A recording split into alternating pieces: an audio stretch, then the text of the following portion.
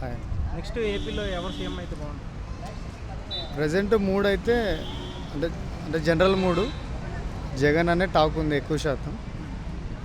అదే సార్, ఇప్పుడు జగన్ గారు పథకాలు అవి పెట్టారు కదా సార్, అవి ఎలా అనిపిస్తుంది మీకు? ఒక 60% ప్రజలు సాటిస్ఫాక్షన్లో ఉన్నట్టు అనిపిస్తుంది. ఇంకా కంపెనీస్ సాఫ్ట్వేర్ పరంగా కొంచెం డిసప్పాయింట్మెంట్ ఉంది యూత్లో. జనసేన టీడీపీ కలిసి వస్తున్నాయి కదా సార్, దానిపై మీ అభిప్రాయం ఏంటి? జగన్ నోటిస్తారంటారా? అంటే నా అభిప్రాయం మాత్రమే. పవన్ కళ్యాణ్ సింగిల్గా వచ్చి ఆయన మంచి విజయం సాధిస్తే బాగుంటుందని చాలామంది యూత్ ఆలోచన అదే. అంటే ఇప్పుడు జనసేన టీడీపీ కలిసి వచ్చి మళ్ళీ కూటమి పార్టీ ఫామ్ చేయలేదంటారు. చేసినా అంటే ఈయనకి పెద్దగా ఇంపార్టెన్స్ ఇవ్వరు అనేదే అందరిలో ఉన్న ఆలోచన.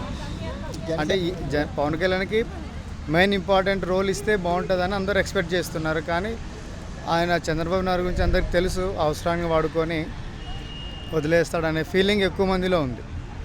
జనసేన 24 సీట్లో పోటీ చేస్తుంది సార్. అవును. 3 ఎంపీ సీట్లు, 24 ఎమ్మెల్యే సీట్లు. అవును. 24 ఎమ్మెల్యే సీట్లో ఒక ఎమ్మెల్యే సీట్ పవన్ కళ్యాణ్ గారు పక్కన నిలబడాలి.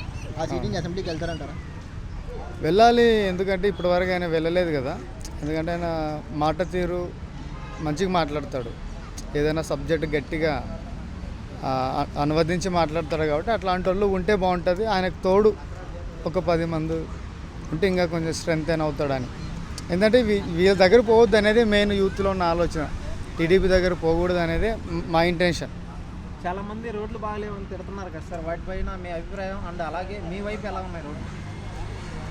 మా వైపు అయితే 50% బెటరే ఉంది. రోడ్లు బాగానే ఉన్నాయి 50%, ఇంకా 50% అట్లా. ఆ వాలంటీర్లను పెట్టడం వల్ల మీకు అన్ని పనులు సక్రమంగా జరుగుతున్నాయా? దాని గురించి ఓపెన్గా మాట్లాడాలంటే వాళ్ళు కూడా ఈ మధ్య కొంచెం చేతులు చెప్పడం అలవాటు చేసుకుంటూ ఉన్నారు.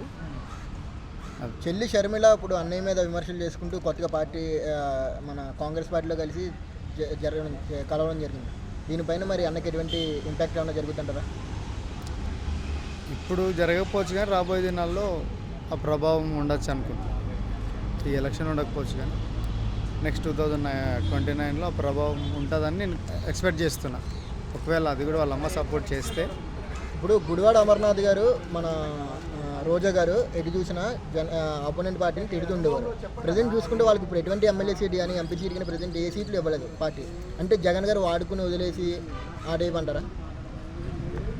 అంటే వాళ్ళు అక్కడ లోపల ఎన్ని స్కాములు చేశారో ఏం చేశారో మనకు తెలియదు కదా. వాళ్ళు చేసిన దాన్ని బట్టి టికెట్ అని అంటున్నారు కదా. అక్కడ లోపల ఏమేం చేశారో మనకు తెలియదు కాబట్టి ఖచ్చితంగా వాళ్ళు గుడ్ విల్ బాగుండదు కాబట్టి వాళ్ళకి ఇవ్వలేదని నా పర్సనల్ ఫీలింగ్. అండ్ ఫైనల్గా ఎన్ని వస్తాయి సార్ జగన్కి? ఎన్ని సీట్లు ఫామ్ చేస్తారు? సర్వేలు చూస్తున్నాం కదా అటు ఇటుగా. మరి 100, 110 అంటున్నారు, 120 అంటున్నారు, 175 అంటున్నారు. మరి మీరు ఎన్ని వస్తాయో గట్టిగా చెప్పండి. అదే అందరూ అనేది కూడా అదే. జనసేనలో మా ఫ్రెండ్స్ కొంతమంది యాక్టివ్ లీడర్స్ ఉన్నారు. అంటే అన్నీ రాకపోవచ్చు కానీ కష్టతరంగా గవర్నమెంట్ ఫామ్ చేయొచ్చు అని అంటున్నారు. Okay, thank you.